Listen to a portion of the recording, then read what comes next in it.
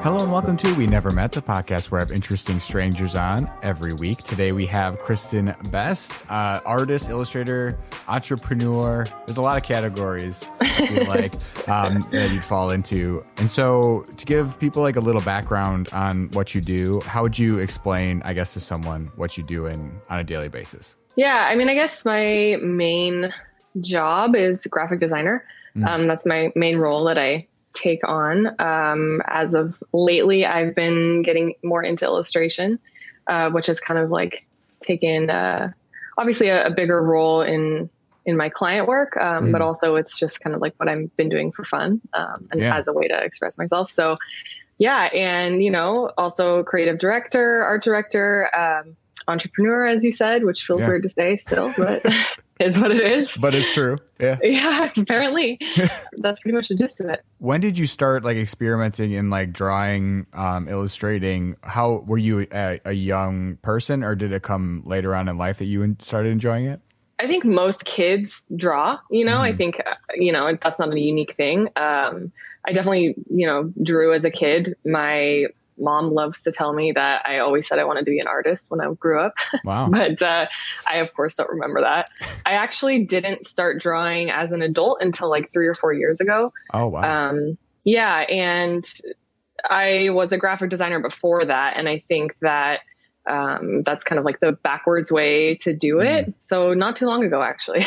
Yeah. I definitely, we all had art classes and we're drawing as a kid, but I distinctly remember, and even like looking back, my mom kept all of my art pieces or whatever. I'm like, this is not good objectively. This is bad. Oh yeah, This is so bad. And I'm even now, if I try to draw something, it's like I'm not very good at it. But so going sort of in a backwards direction. Why did you go to graphic design first as a career and then sort of illustrating? Because yeah, you're right. Usually people illustrate and then they're like, oh, there's sort of a career that can go with this. Yeah. And I'll do graphic design. So why did that flip for you, you think? Well, growing up, I was always into technology, which like now seems like duh, but in the 90s, it was like not as personal technology was not as widespread, obviously. I had like a old Palm Pilot that I would play with. And like, my dad was really into PCs. And so I was really into that too, at like 7 and 8 years old. And so I think when a lot of people still weren't really, at least my age, weren't really into computers yet, that was probably because of my dad. That was a huge thing that I really liked. And so I had that kind of push to do something that involved technology, which again, now seems like obviously because everyone's doing it. Yeah. But yeah, I think that's kind of what drew me to it, and then in high school, my thing growing up was music. I was a singer and I played piano, and that was kind of what I had envisioned myself doing. And then I got into high school and I was in choir and I was in a singing group and was friends with people in bands. And I started just kind of like making band posters and like CD covers and stuff like that. Sure. And I remember specifically a friend of mine, I was planning on going into music at the time. And a friend of mine was like, have you ever thought about graphic design? And I think I was like 16 and I was like, I don't even know what that is. Like, what are you talking about? Yeah. And he was like, no, you should look into it. And I'm sure he doesn't remember that now. But I never really forgot about it. And I was like, well, that's interesting. And my course of life kind of changed a few times. I ended up starting to want to get into language. That was another thing that I started to study. Spanish specifically. I didn't really know what I wanted to do with it, but I knew that I liked it and liked learning about linguistics and stuff. So I think my brain was like, well, that's a more practical thing than anything in the arts, So I kind of went down that path, and that's what my initial major was actually in school. And then, I just realized, well, this is not what I want to be doing. And I just decided to follow my heart, as corny as it sounds. And here I am. Yeah. It is funny how like you start in one direction and then sort of the practicality of like the day to day sort of gets to you, Yeah. Because I had a similar thing where I was like really interested when I was younger to be like an archaeologist. Like that was like, oh my gosh. Like Ross Geller. Right. And I'm like, that looks so cool. But then like you realize like you're not out there digging for dinosaur bones. Right. You're in a lab most of the time, like doing stuff. And I'm like, well, this doesn't sound as fun, Seriously. Yeah, so exactly. I'm not going to do that. Exactly. But yeah, no, that is interesting. So when you were younger and you were like sort of more sure you wanted to go down the path of music, what instrument were you playing, did you say? Piano, but Piano? I was focusing on voice. I was singing a lot. Okay. Was that like Yeah. something that you got turned off because of like you wanted to do something more practical? I guess, which is kind of unfortunate if you think about it. But Yeah. I mean, I was doing that since I was like 3 or 4. I got into piano lessons thanks to my parents really young. And then it just kind of evolved into voice. And then, you know, I didn't really, it just kind of seemed like the obvious choice because that's what I loved. And Yeah. it was kind of what I don't want to say pushed to do when I was younger because I wanted to do it, but it was like, you know, who I was really. And then as I got into high school, that's like the kind of people that I surrounded myself with. And we all kind of had that dream. I think we were all going to, you know, eventually go on to do something with music or, you know, apply to Berklee School of Music on the East Coast, and who knows what we were going to do with it. But I think at one point that reality kind of set in for most of us at least. And we were like, well, we can either, you know, try and make something of this. At least this is kind of the mindset that I had. I was like, well, I can either try and do something with this, which I didn't really love performing, to be honest. So I was like, that really feels like one of the main ways to make money in this. And I didn't really, I liked being more behind the scenes. And so I was like, I can either try and do this or I can stop it now and not stop, but, you know, not try and continue professionally.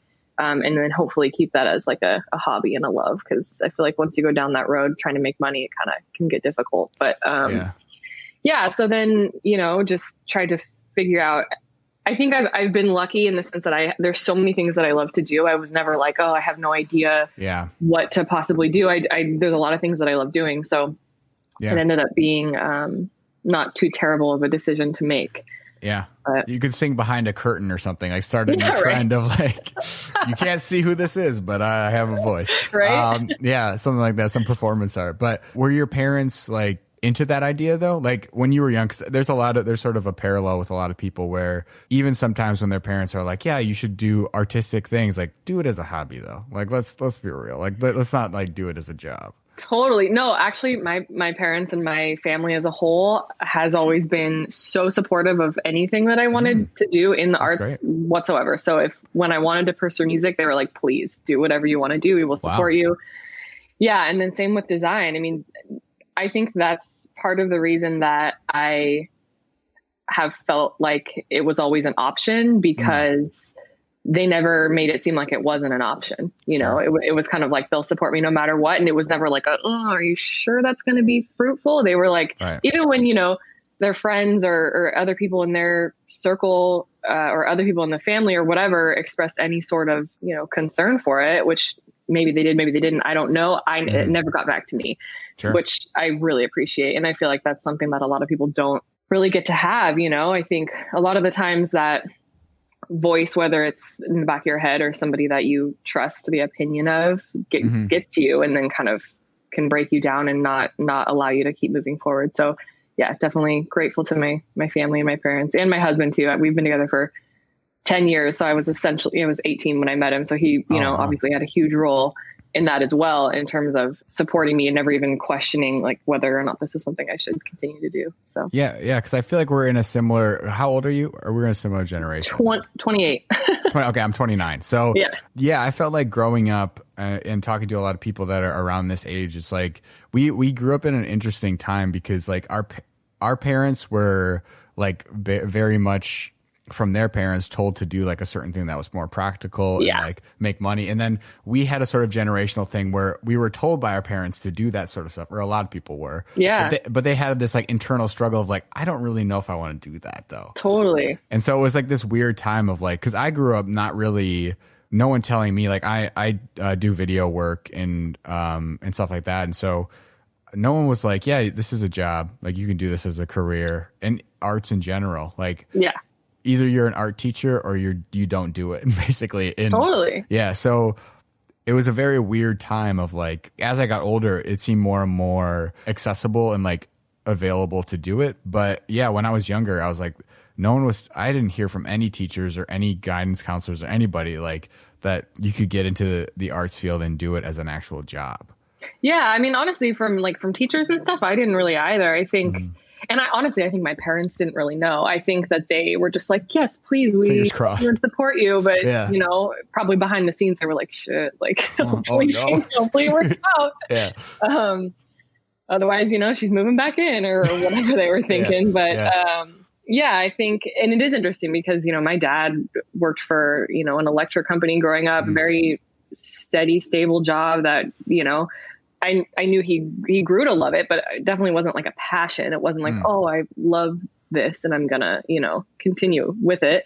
It was like he wanted to do what was best for his family, you know, and same with my mom. So it was like, it was neither of them, while they're both artistic, neither of them were in the arts or tried to do that or anything like that. So I think it is rare, especially in the, you know, as a boomer, to like, you know, be it so encouraging as they were, which was great. Yeah, I had a similar thing with my parents. I think I teetered perfectly on the sort of knife's blade edge of like doing a job where they saw like, I feel almost like because technology was involved with cameras and stuff like that, it seemed more legitimate than just like than just drawing for some reason. Totally. You know what I mean? No, totally. It's a weird thing, but like, so when I was like interested in doing this and going to college for it, they were like, yeah, go for it. You know, where I feel like if I would have been like, I want to be an artist, you know, they would have been like, yeah. But actually do a job though.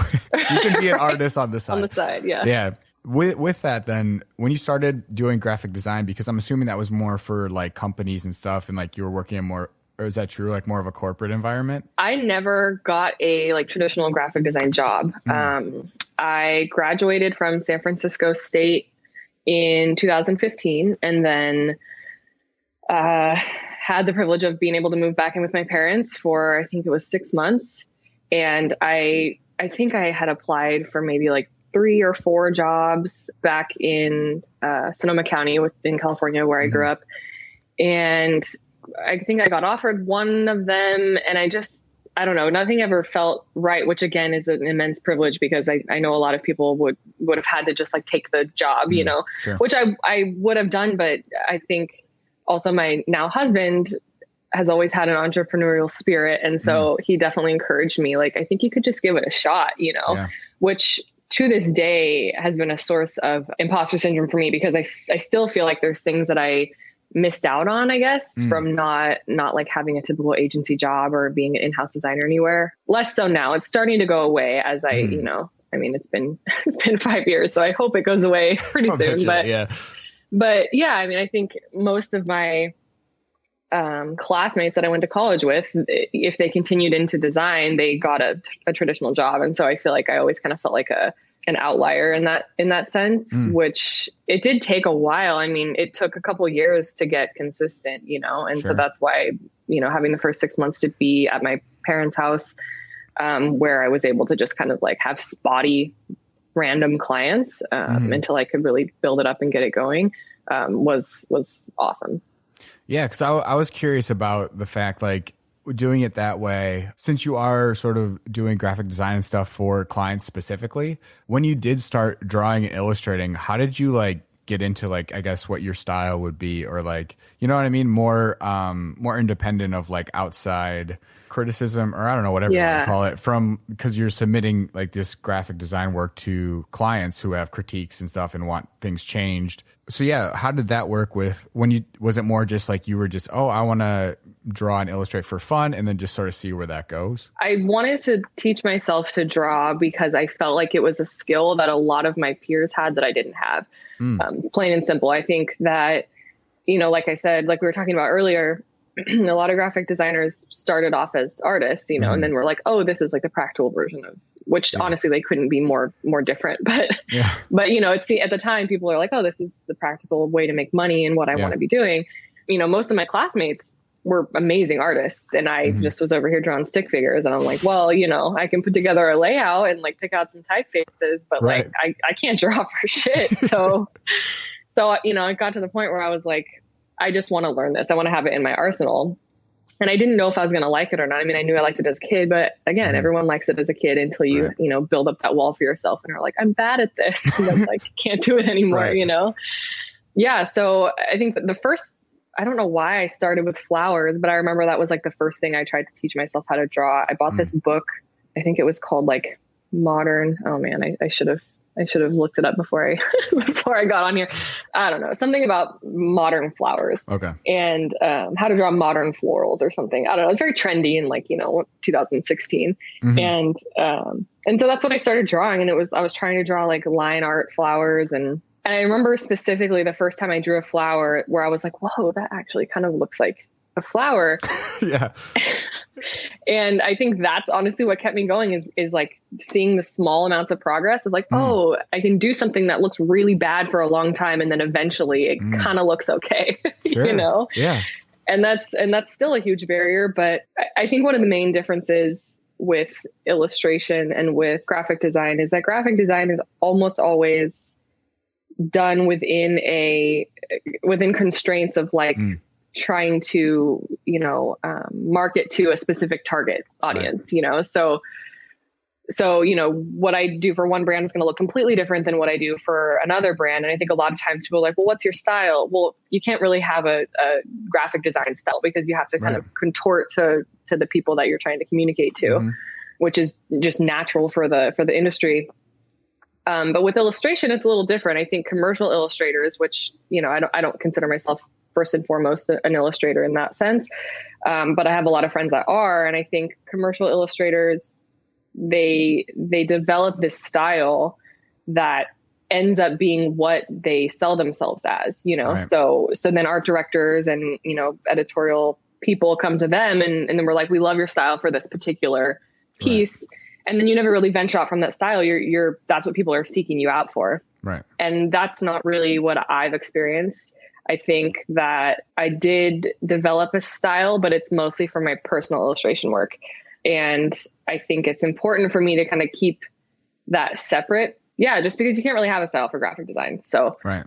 Yeah, I don't know. And then in terms of my style for my personal illustration work, which is mostly what's on my Instagram page, is heavily inspired by thrifting, vintage stores, vintage shops. I mean, I used to go to estate sales a lot with my mom.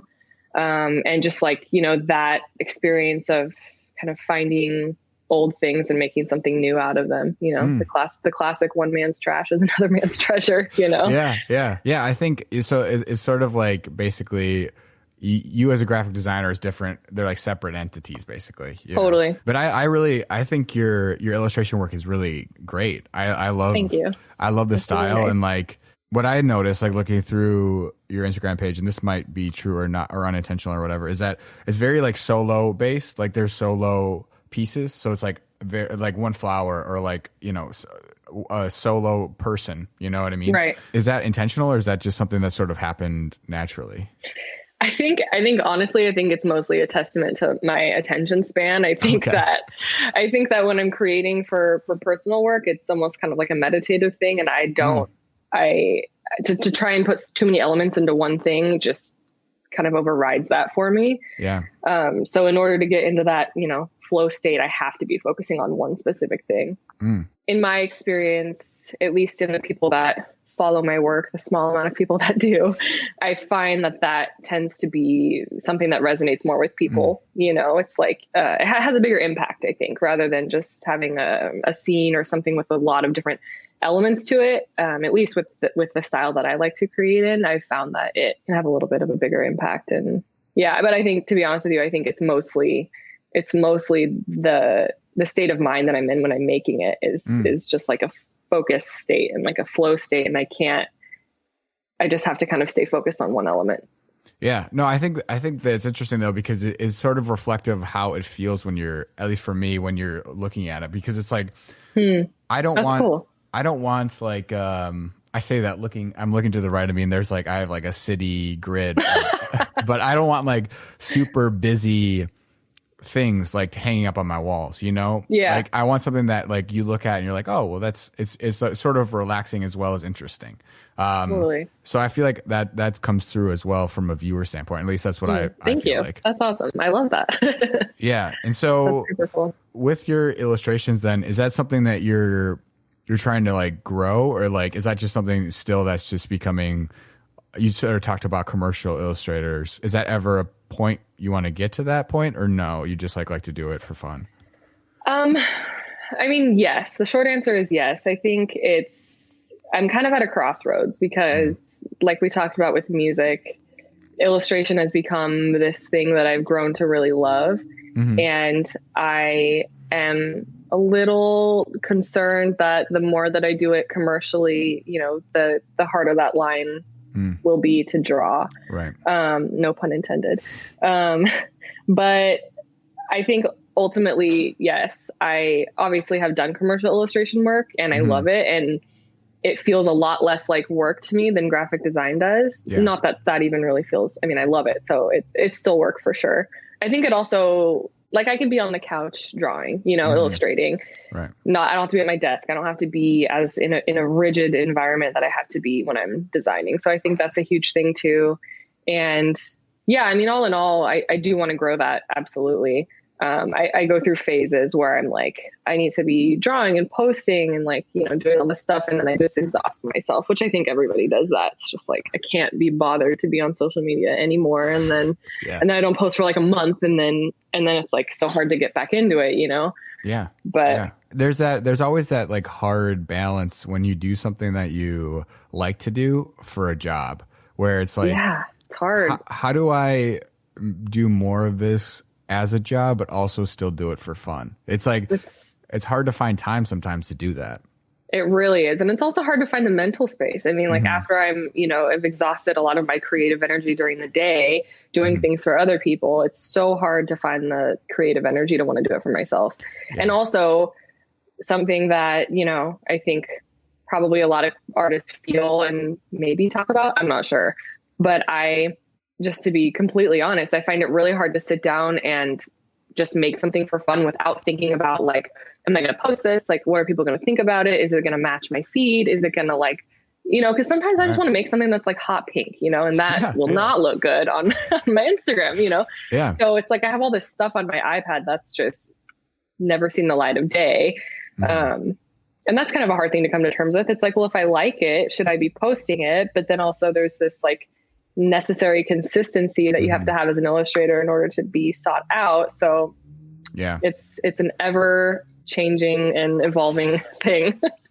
Yeah, it's funny because I was just talking to someone before this, Karen Pride. I don't know if you're familiar with her, but I had her on the podcast today as well, and we were talking about the fact that like people like to contextualize other people and like put them in boxes. So that's sort of what you're talking about, where it's like you're not necessarily worried about what you're doing. Like you can draw whatever. If you like it, that's great. And then you should be able to post it up. But what your fear is like of other people being like, this doesn't make sense for her. Exactly. So it shouldn't be there. Exactly. And that sucks, you know, it sucks that we end up putting ourselves in that box too. Yeah. In terms of what we like present to people, you know? Right. And I think a lot of illustrators have that, I don't know if I would say it's a problem, but that conundrum, you know? Right. Yeah. That I think fear. Yeah, exactly. That fear. And everyone's always concerned about what their feed looks like. And, you know, if you look at illustrators that, you know, do work for the New York Times or, you know, any of these big publications, they have a very consistent style. They almost never veer from that in terms of what they like share online. Right. And so I think that there's this pressure to do that and to stay within that. But I don't know, maybe there's room for breaking out of that. Maybe somebody needs to be the first person to kind of break that mold. I just think it's really restricting. And then it makes it feel like you're almost, I mean, everyone's putting on this fake face for social media, but it almost makes it feel like you're doing that at a detriment to your own work, you know?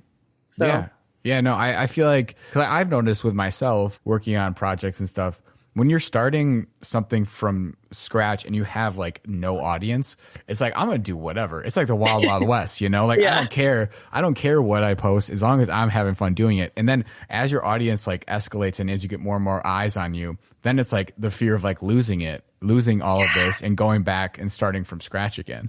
So totally. There's that huge fear of like, if I do start doing stuff differently, I'm going to lose a lot of my audience. And that's not a fun thing to think about either. So no, and that sucks if you think about it, because, you know, you want people to be your audience because they like you in your work, whatever that may be, you know, and it's such a double-edged sword, because if I think about artists that I love and follow and admire their work, if they like sort of started to pivot, I would still love their work. Like, even if I didn't actually love the work itself and didn't want to buy it and hang it up in my home or whatever, I would still love it because it was coming from these people, you know? So it's like, why can't I just accept that for myself? I have no idea. It's difficult.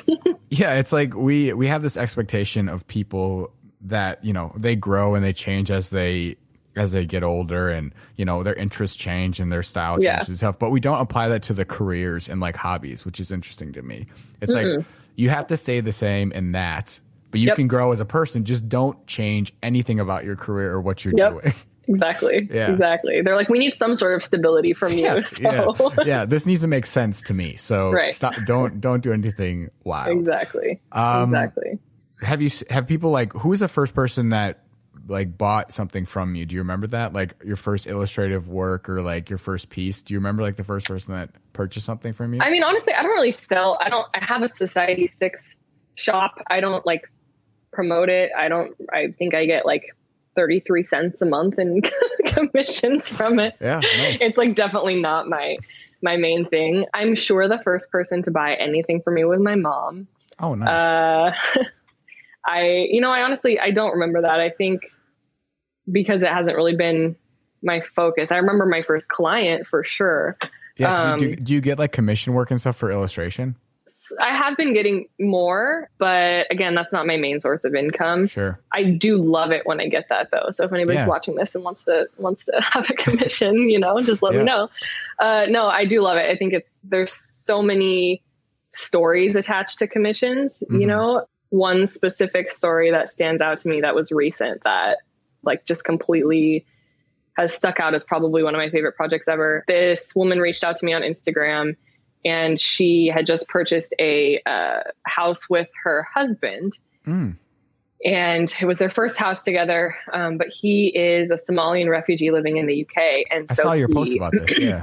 He is unfortunately unable to come here because of the country that he's initially from.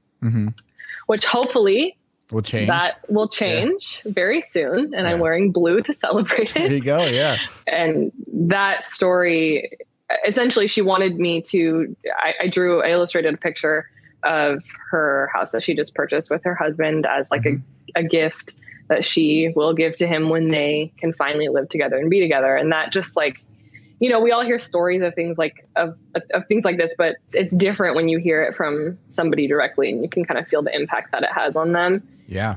I think just knowing that anybody's work as an artist can have that sort of emotional connection is a really cool thing. So that's definitely one that's going to stick with me for a long time, for sure. Yeah. I mean, it's a super cool. How long have they been, did you say how long they have been separated up to this point? They haven't, I think it's been almost a year since they've seen each other. That's so long. Yeah, it's ridiculous. And, you know, I talked to her a little bit about it and she just said it's the hardest thing that she's had to do. And I can't even imagine it. You know, it's ridiculous. And, you know, we could get into the politics behind it, but it's so sad. And just to think that there are, you know, hundreds of thousands of people in that same position. Right. And it's not an isolated case. Yeah. Exactly. Yeah. And to just be able to make something that, you know, will hopefully be a symbol of this changing for them, you know, of them finally being able to be together. The fact that I was a part of that at all is just like a huge privilege. And it was amazing. Growing up in like Northern California, where you're in Portland right now, right? Yeah. Like that's where you live. So what brought you further up north? Great question. So my husband and I both grew up in Santa Rosa, California, and pretty much lived there our whole lives, except for he did a short stint in Southern California, and I lived in San Francisco for a few years during college, but pretty much never left the Bay Area. I think the major factors were cost of living. Makes sense, yeah. And also fire season. So we Santa Rosa experienced a really devastating fire in October of 2017. And while we didn't lose our house or anything like that, my father-in-law did. And I mean, there was just so many people that we knew and friends of friends that did, and we were evacuated. And it was just like now seems like a everyday story, unfortunately, but that was kind of like the beginning. And we just kind of looked at that and we were like, I don't think we want to continue down this path, especially when rents are, crazy. Mm-hmm. So we had been to Portland once. My cousin lived here. She still does, but she lived here before we did. And we had come here to visit her, and we fell in love with the way that Portland lifts up artists and small businesses. I think was one of the things that I loved the most. I think, Santa Rosa is obviously a suburb, and it's not a city, and it's small, and it's a great place. But there's just not a creative community there right now. And, I'm sure that's changed a little bit since I left, and I hope it continues to change in the right direction. Yeah. But, I think at that time, that was something that we both really needed and longed for. And we came here and saw that, like, just immensely. And it's proven to be a super valuable thing for myself in terms of motivation and inspiration and being around specifically other women in illustration and in graphic design.